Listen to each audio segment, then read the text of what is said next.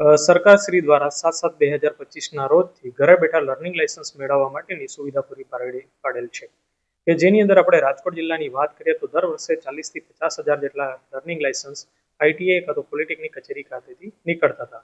હવે અરજદાર તેની સાથે સાથે ઘરે બેઠા પણ લર્નિંગ લાયસન્સ મેળવી શકે છે. લર્નિંગ લાયસન્સ મેળવવા માટેની તેઓ દ્વારા બે પ્રકારની પ્રક્રિયા બહાર પાડવામાં આવેલી છે કે જે એક છે કે જે આધાર ઓથેન્ટિકેશન. આધાર ઓથેન્ટિકેશન દ્વારા તમારું કેવાયસી થયેલું હશે તો તમે ઘરે બેઠા લર્નિંગ લાયસન્સની પ્રક્રિયામાં ભાગ લઈ શકશો.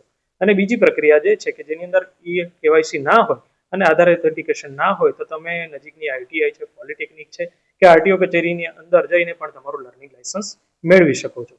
જો તમારું આધાર કાર્ડ કેવાયસી ઓથેન્ટિકેશન હશે તો તેની અંદર તમારે ઘરે બેઠા તમામ પ્રકારની પ્રોસેસ કરવાની રહેતી હોય છે કે જેની અંદર એનઆઈસી દ્વારા જે વેબસાઇટ બનાવવામાં આવેલી છે કે પરિવહન.gov.in પર એના ઉપર જઈ અને તમારે લર્નિંગ લાયસન્સ માટેની પ્રક્રિયા કરવાની રહેતી હોય છે.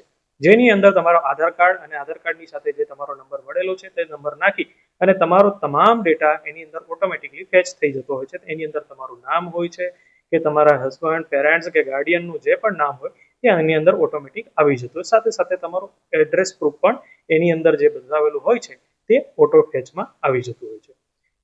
આ પ્રક્રિયા પૂર્ણ થયા બાદ તમારે તમામ પ્રક્રિયા ઓનલાઈન જ ફીસ ભરવાની રહેતી હોય છે. ઓનલાઈન ફીસ ભર્યા બાદ તમને સ્માર્ટ એનઆઈસી દ્વારા જે એક એપ્લિકેશન બનાવવામાં આવેલી છે કે સ્માર્ટ લોક એપ્લિકેશન, તેના ઉપર જઈને તમારે આગળની પ્રક્રિયા કરવાની રહેતી હોય છે.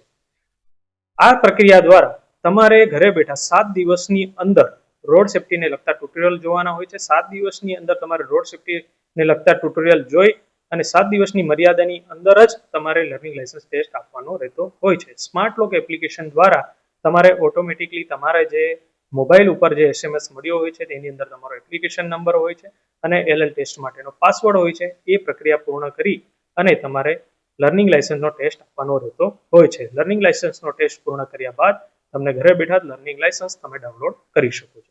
બીજી પ્રક્રિયાની આપણે વાત કરીએ તો રાજકોટ આરટીઓ કચેરી કાં તો આઈટીઆઈની અંદર પણ તમે આ પ્રક્રિયાનો લાભ લઈ શકો છો કે જેની અંદર તમારું આધાર કાર્ડ કેવાયસી કે ઓથેન્ટિકેશન ના હોય તો તમે સંબંધિત આઈટીઆઈની અંદર કાં તો આરટીઓ કચેરીની અંદર તમારે અપોઇન્ટમેન્ટ લઈ અને ત્યાંની આગળની પ્રોસેસ કરવાની રહેતી હોય છે કે જેની અંદર તમારા ડોક્યુમેન્ટ વેરિફિકેશન કરી અને આગળની પ્રોસેસમાં તમને એલએલ ટેસ્ટ માટેની સુવિધા પૂરી પાડવામાં આવતી હોય છે.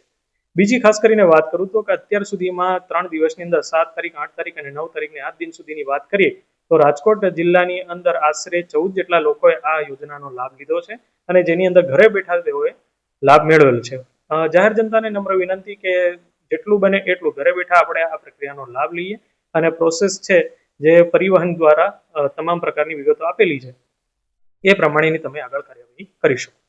સાંજ સમાચાર ફેસબુક પેજને લાઇક કરો, વિડીયો શેર કરો અને વધુ વિગતવાર સમાચાર માટે sanssamachar.net વિઝિટ કરો.